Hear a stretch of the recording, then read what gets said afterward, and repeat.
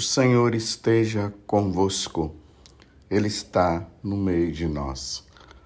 Proclamação do Evangelho de Jesus Cristo, segundo Mateus. Glória a vós, Senhor.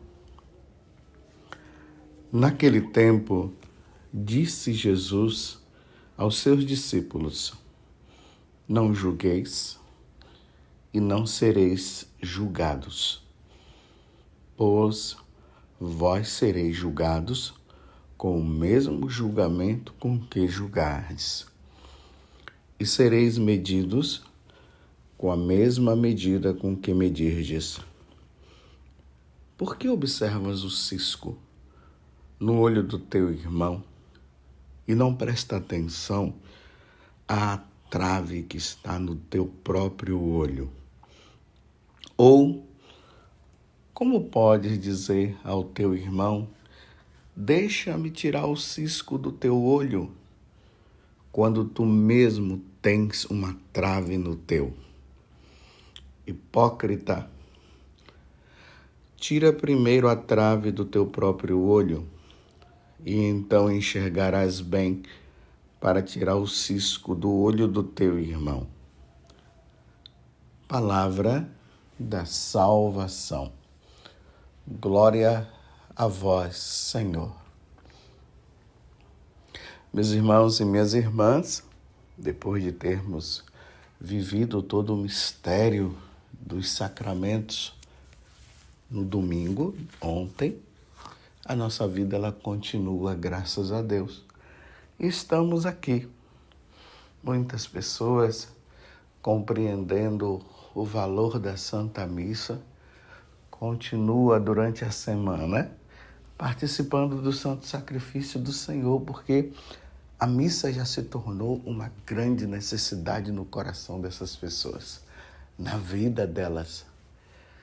Elas já não conseguem mais viver sem a missa, embora a missa durante a semana não implica em pecado grave. Se você faltar à missa durante a semana, não tem problema.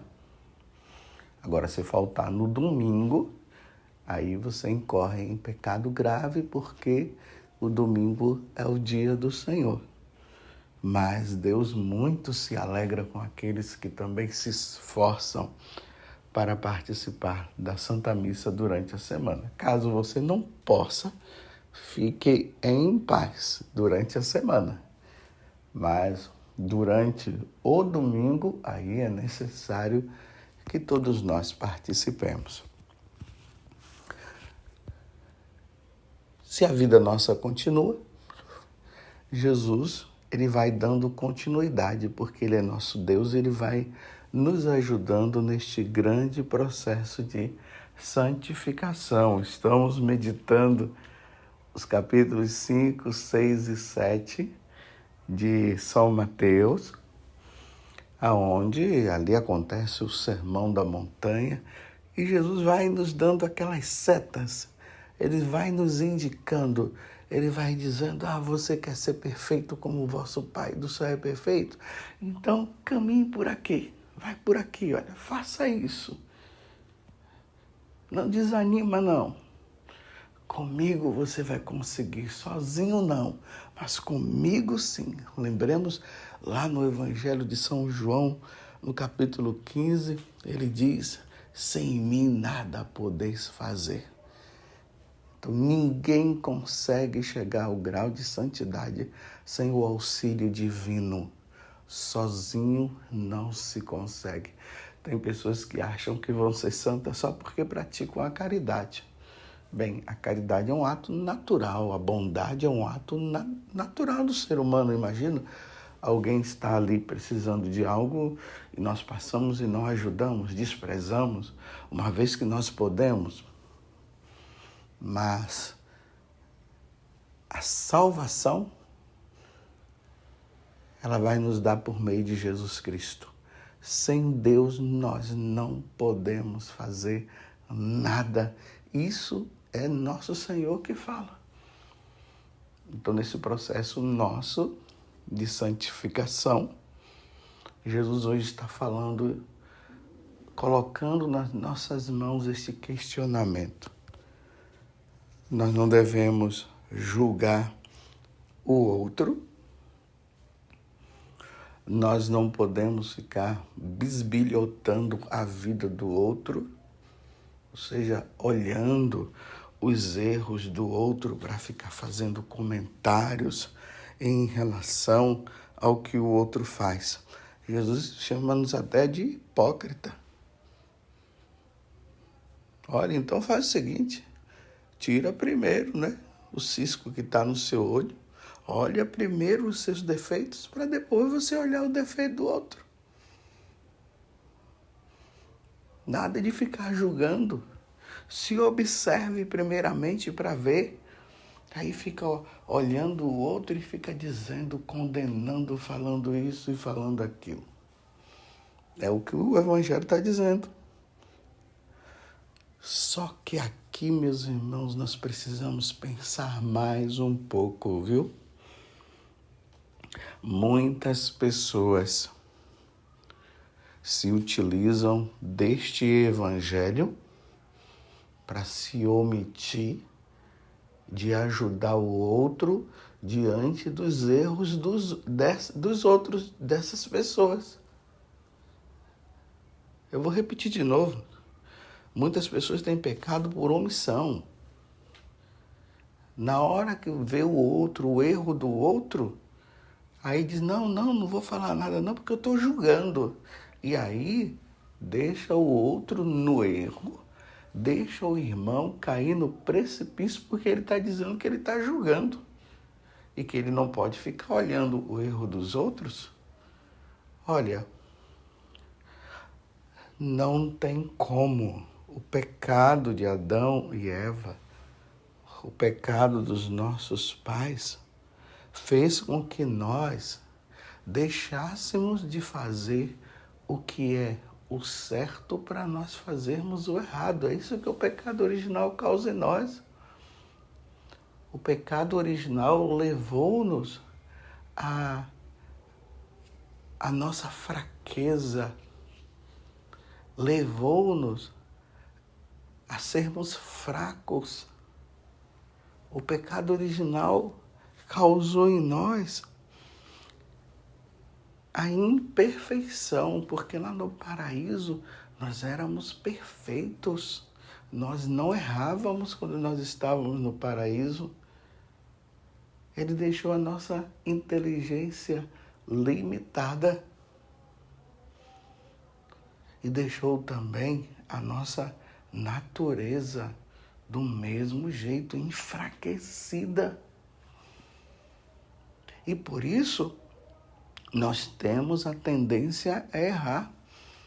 Eu erro, tu erras. Nós erramos, todos nós erramos.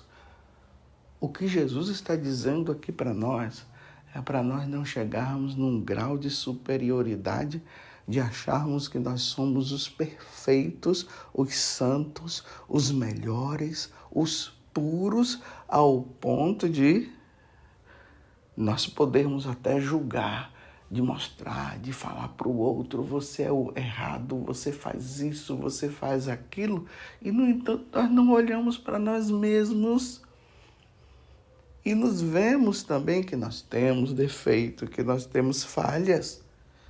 Às vezes a falha do seu irmão não é a mesma que a minha, que a nossa. Ou o inverso, A minha falha, a nossa falha não é a do outro. E aí o que é que acontece? O espírito cooperativo. O que seria isso? Nós vamos cooperando, nós vamos nos ajudando. Você com caridade, reconhecendo o quanto que você é falho também, você chega lá e chama, Padre José Augusto, vem aqui. Eu percebi e eu tenho percebido que o Senhor tem falhado nisso. Olha, eu não estou querendo dizer para o Senhor que eu sou melhor do que o Senhor, não, porque eu também tenho os meus defeitos, mas Não seria melhor que o senhor agisse dessa forma?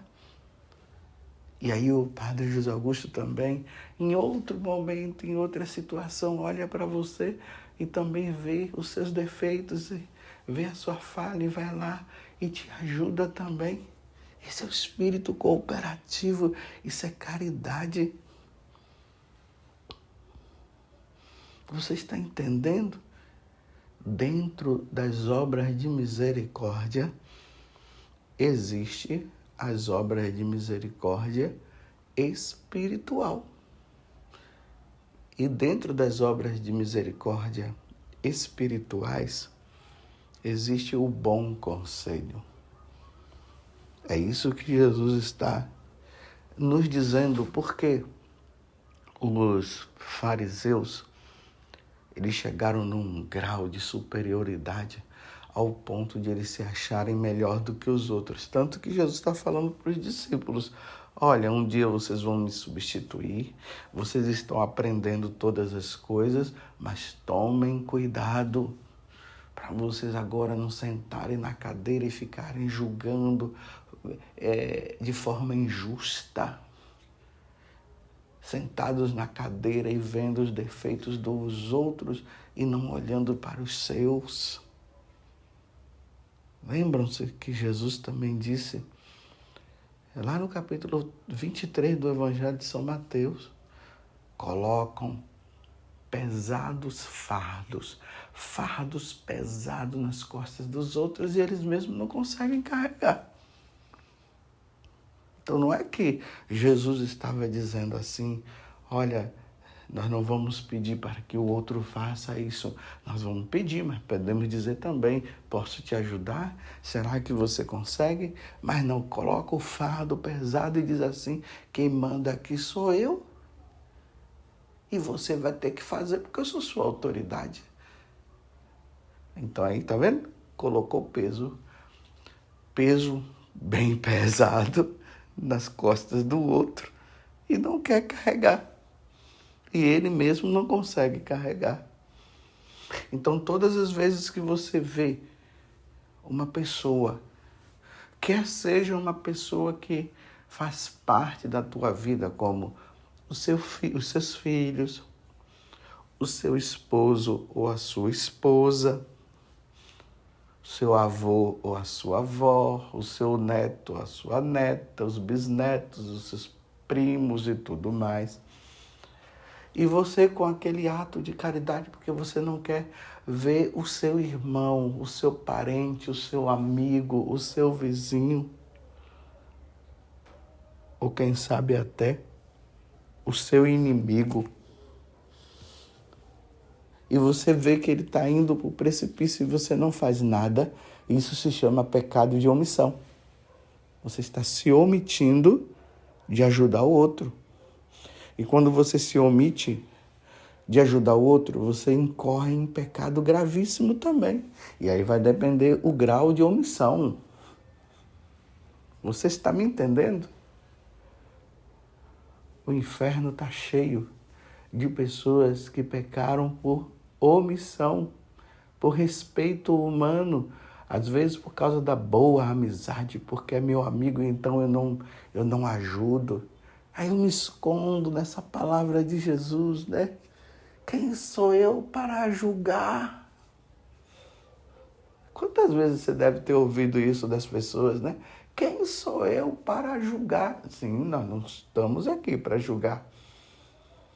Mas nós estamos aqui para ajudar e tirar o irmão do erro. Então, se o irmão está errado, nós vamos tirar o irmão do erro. Nós vamos ajudá-lo a sair do erro. Imagina, você tem um amigo seu ou uma amiga que está no mundo das drogas. Aí você não ajuda? Agora, se depois que você foi lá, deu o bom conselho e a pessoa, ela quer continuar aí, ela é adulta? Sim, ela é adulta, não é mais criança, não. Então, aí não tem mais o que fazer, porque aí entra a questão do livre-arbítrio, a liberdade que cada um tem. Se o cara quer ter a liberdade de continuar no erro, o que é que se pode fazer? Então vai ter que deixar. mas a sua parte você fez. Então vamos pensar. Diante do seu meio, aonde você convive entre seus amigos e parentes, você conhecendo bem que aquela pessoa erra, está no erro, mas você também sabe que você está errado. Uma vez que você também tem os seus erros, se corrija, né? Pede a Deus perdão, misericórdia, pede o auxílio a Deus para não continuar, procura confissão, se errou, recomeça, mas diante destas pessoas, como eu acabei de dizer, e você sabe que ela está errando. Imagina, né? O seu irmão, sua irmã, o seu amigo está no adultério. Você sabe que está no adultério e você diz, quem sou eu para julgar? Porque Jesus disse que nós não devemos julgar. Não, isso é uma evidência, isso não é julgamento. Julgamento é quando você emite um conceito ou alguma situação em relação a alguém e você não tem certeza, você bate a sentença dizendo que é. Aí é um julgamento, você não tem certeza. E além disso, ainda fofoca, começa a falar para um, começa a falar para outro, uma coisa que não é real, que é mentira. Né? Hoje se fala muito de fake news, né? Eu prefiro usar o português, o nosso português. É mentira. Então, a pessoa acaba mentindo e você não vai tirá-la? Não vai ajudá-la? Então, realmente, né? Você não tem certeza, você pode estar incorrendo numa grande mentira ao determinar, falar, bater o martelo e dizer que é, sendo que você não sabe se é ou não. Aí sim. Então é melhor você usar da prudência, é melhor observar mais, averiguar, quem sabe chamar a pessoa, conversar com ela, procurar saber se é. E uma vez sabendo a verdade, aí vem o bom conselho. Olha, meu irmão, é melhor você sair disso. Você fez uma promessa diante de Deus de fidelidade à sua esposa. Você fez uma promessa diante de Deus de ser fiel ao seu esposo. Você lembra lá no dia do casamento? Agora você está nessa aí, você está errando. Você precisa sair dessa. Aí você está dando um bom conselho. E até você pode ir mais além, viu? Se você conversou com a pessoa e ela quer continuar, você pode dizer para ela, eu vou falar com a sua esposa que você está traindo ela. Você não pode deixar a pessoa enganada. Mas depois de ter feito todo o processo, de ter conversado com o outro, de ter explicado, de ter visto com essa pessoa o que é que está acontecendo, mas ela diz, não, eu vou continuar. E você diz, então tá bem, eu vou falar. Até mesmo para ela não dizer que você estaria fofocando. Então você diz para ela, então eu vou falar com a sua esposa que você está traindo ela. Isso não é pecado. Pecado é você deixar a coisa acontecer, né? Vamos ver aonde isso vai se dar. O irmão está caminhando para o inferno e a gente diz, deixa, eu não vou falar não, porque quem sou eu para julgar? Não, você não está julgando, você está vendo, é uma evidência. Lembremos que Jesus disse, né? Se teu irmão pecar, tá vendo? Se teu irmão errar, se teu irmão estiver no erro, aqui é um acréscimo que eu estou dando, vai lá, vai resolver o problema junto com ele. Foi isso que Jesus nos ensinou. Se não, meus irmãos, se eu não posso falar para o meu irmão que está errado, porque eu estaria julgando, então, de que adianta as homilias? De que adianta eu, como sacerdote, atender às confissões das pessoas? de que adianta aconselhá-los ou não, porque tudo é julgamento, você está julgando, e olha, tem muitas pessoas que no orgulho, no auge do orgulho delas, sabe o que é que elas dizem? Você está me julgando. Eu não estou te julgando, você está errado, você tem feito isso. Você está me julgando. Aí a pessoa se utiliza disso para que na hora que o outro for procurar ajudá-la para sair da situação, ela continuar no erro. Então, se ela quer continuar no erro, o que é que eu posso fazer? Aí o que é que nós vamos dizer? Olha, eu quis te ajudar, mas você quer continuar? Dizem que tem um ditado que fala-se assim, que quem não ouve um amigo vai ouvir um coitado. Então, em que consiste esse ditado, né? O seu irmão está no erro, você foi lá, procurou ajudá-lo e ele disse que não queria, que queria continuar no erro, aí depois acontece o mal para ele, aí a pessoa vai dizer assim, coitado. Por que o coitado? Coitado porque não quis ouvir, quis continuar no erro. E aí agora, olha o desastre que aconteceu. Agora imagina isso diante do julgamento que nós iremos passar diante de Deus. Você ajudou, tentou ajudar, a pessoa não quis, continuou no erro, continuou nas suas falhas, não quis ser ajudado. Meu Deus do céu. Aí a pessoa vai e morre, ela é julgada e é condenada ao inferno. E aí ela que vai dizer depois por que não ouviu meu amigo. Imagine o desastre. Teve toda a oportunidade de ser corrigido, de ter saído do erro e continuou no erro. Agora foi diante de Deus. E aí o verdadeiro julgamento, né? O julgamento final, onde a pessoa continuou no erro e Deus a condenou para sempre. Então, meus irmãos, tomemos muito cuidado com essa frasezinha que está virando moda aí. Quem sou eu para julgar? Quem sou eu para julgar? Realmente você não é juiz da vida de ninguém, mas você é irmão e você precisa tirar o seu irmão do erro. Você precisa ajudar o seu irmão a sair do erro. Quem sou eu para julgar? E deixa o irmão no erro, ele continua errando e tudo bem, não sei o quê, porque quem sou eu para julgar? Então deixe Deus julgar. Deixa Deus julgar. Porque Deus é o justo juiz. Se a pessoa morre no pecado, o justo juiz vai condená-lo. Não fiquem pensando que no dia do julgamento nós vamos chegar lá, aí nós vamos sentar e vai ter um monte de gente, os nossos advogados de defesa diante de Deus, dizendo para Deus, não foi por causa disso. Não, meus irmãos, diante de Deus não tem isso não. Deus é o justo juiz. Ele conhece, ele sonda o coração de todos nós. Não tem como chegar diante de Deus e ficar lá debatendo com Ele. Não tem. Se lembram daquela festa de casamento? Aquelas bodas, né, que aconteceu?